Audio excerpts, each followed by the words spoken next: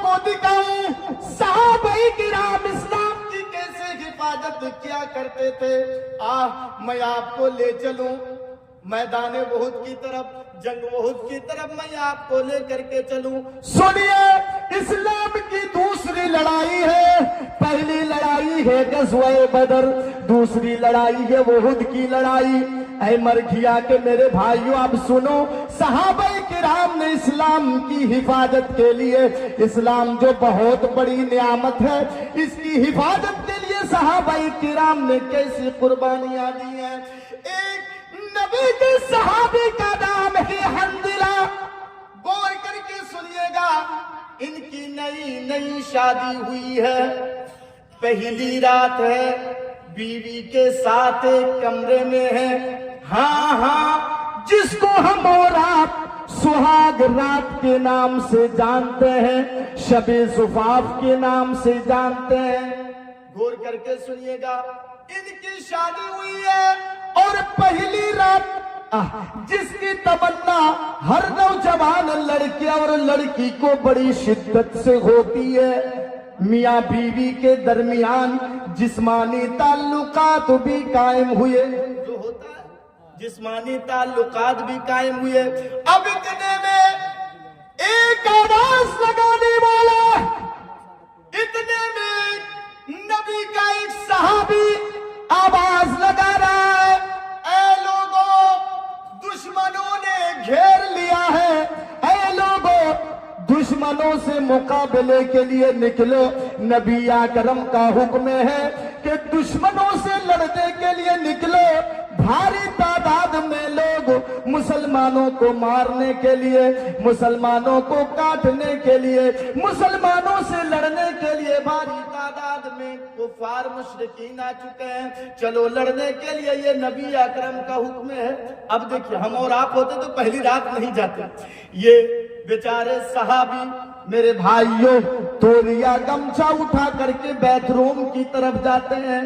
غسل کرنے کی نیت سے, نہانے کی نیت سے جا رہے ہیں. اب نہائیں گے, اب سر میں پانی ڈال کے اتنے میں پھر آواز آ رہی ہے, اے نبی کے ماننے والوں, اے نبی کے سیدائیوں, یہ آخری وارننگ دی جا رہی ہے, یہ آخری ندا دی جا رہی ہے, یہ آخری وارننگ دی جا رہی ہے. اب اس آواز کے بعد جو اپنے گھر میں بیٹھا ہوا رہے گا وہ منافق مانا جائے گا, منافق مانا جائے گا, منافق مانا جائے گا. اے مرگیا والوں سنو, اس آواز کو سننے کے بعد انہوں نے غسل کے ارادے کو ترک کر دیا, نہانے کے ارادے کو انہوں نے چھوڑ دیا, وہی رہنے دیا. گمچھا اور تولیا اٹھے سواری کے اوپر اور جنگ کے میدان کی طرف نکل گئے. بیوی دوڑ کر کے کہتی ہے, اے میرے ہسبینڈ, اے میرے شوہر, آپ جنگ کے میدان میں جا رہے ہیں, جائیے, میں منع نہیں کر رہی ہوں. بیوی بھی کیسی تھی, میں منع نہیں کر رہی ہوں, لیکن کم سے کم ہم دونوں کی پہلی رات تھی. اے میرے شوہر, کم سے کم آپ غسل تو کر لیجئے, ہمارے آپ کے ساتھ جسمانی تعلقات قائم ہوا ہے, آپ جنبی ہیں, آپ نہا لیجئے, غسل کر لیجئے, اس کے بعد آپ جائیں گے جنگ کے میدان میں. جواب دیتے ہیں صحابی, اے میری بیوی, اے میری وائف, نہانے میں, غسل کرنے میں مجھ کو 5 سے 10 منٹ لگے گا.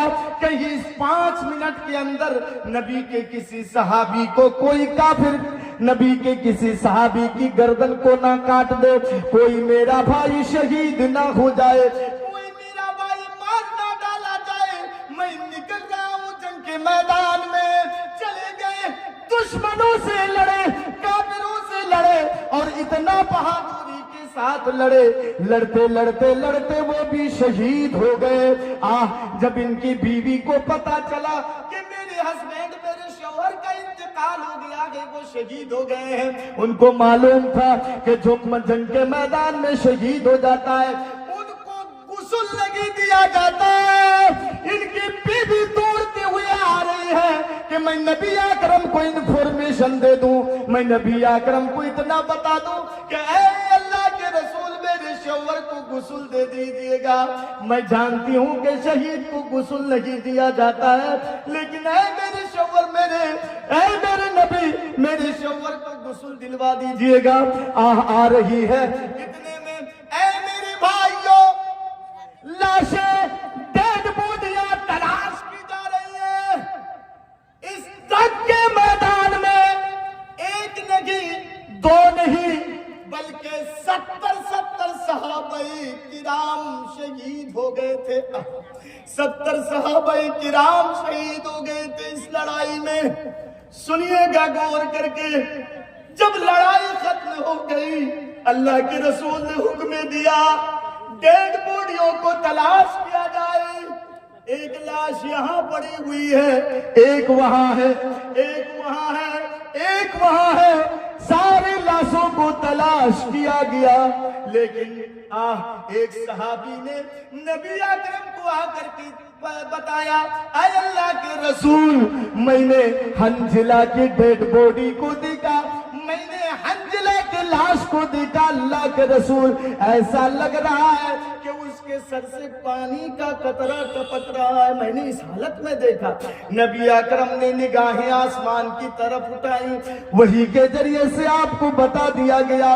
نبی اکرم نے صحابہ کرام سے کہا، اے میرے صحابہ، وہ سنو، یہ وہ میرے پیارے صحابی ہیں، آج ان کی نئی شادی ہوئی تھی، یہ اپنے بیوی کے ساتھ ہم بستر بھی ہوئے تھے، اور یہ بغیر غسل کے، آواز اعلان سننے کے بعد بغیر غسل کے یہ گھر سے نکل گئے تھے، اور جنگ کے میدان میں یہ شہید ہو گئے۔ ان کو فرشتوں نے غسل دیا ہے، یہ غسیل الملائکہ ہے، ان کو فرشتوں نے غسل دیا ہے۔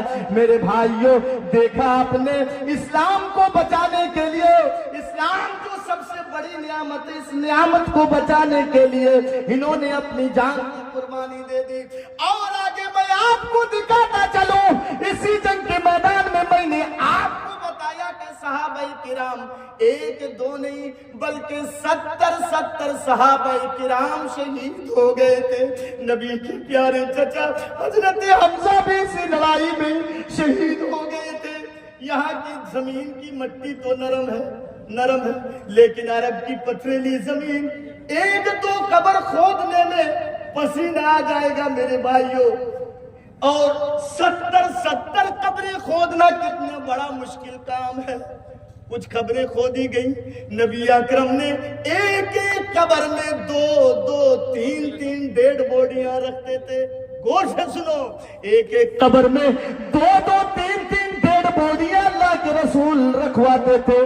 قبر کھود کے جب تیار کر دی جاتی، اللہ کے رسول بتاتے، اتنے صحابہ کرام ہیں، ان میں سے قرآن کس کو زیادہ یاد ہے؟ صحابہ کرام کہتے تھے اللہ کے رسول ان کو زیادہ قرآن یاد ہے۔ کہا ان کو پہلے قبر میں رکھو، اس کے بعد قرآن کس کو زیادہ یاد ہے؟ ان کو زیادہ یاد ہے اللہ کے رسول۔ اچھا 2 نمبر پہ ان کو رکھو، تیسرے نمبر پہ کن کو زیادہ قرآن یاد ہے؟ اللہ کے رسول صحابی کو زیادہ قرآن یاد ہے۔ اچھا تیسرے نمبر پہ اس کو رکھو۔ ایسے کرتے کرتے میرے بھائی، ایک قبر میں دو اور تین ڈیڈ بوڈیاں رکھی جا رہی تھی۔ حضرت حمزہ نبی کے چچا، غور کر کے سنیے گا، مر گیا والو۔ شہید ہو جانے کے بعد کافروں نے ان کے لاش کو مسلح کر دیا تھا، ناک کاٹ لیے تھے، کان بھی کاٹ لیے تھے، ہونٹ بھی کاٹ لیے تھے۔ حضرت حمزہ کی بہن دوڑ کر کے آ رہی ہے، نبی اکرم نے کہا کہ وہ لیڈیز سے خاتون ہے۔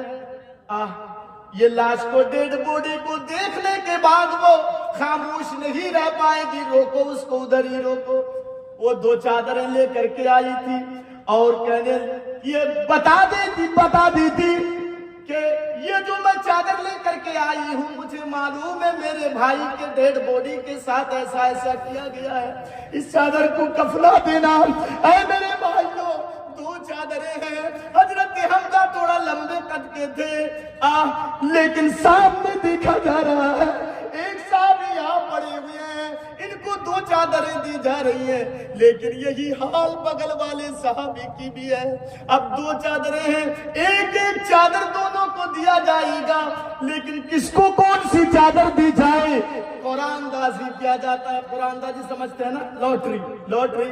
ان میں حضرت حمزہ کا نمبر جو آیا تو وہ چھوٹی چادر تھی، اگر سر کی طرف ڈھانک دیتے تو پیر کھل جاتا، اور پیر کی طرف اگر کیا جاتا اس چادر کو تو سر کھل جاتا۔ میرے بھائیو، اتنے میں اللہ کے رسول نے حکم دیا کہ چادر کو سر کی طرف لے جاؤ اور پیر کی طرف تم اس خیر خاص رکھ دو۔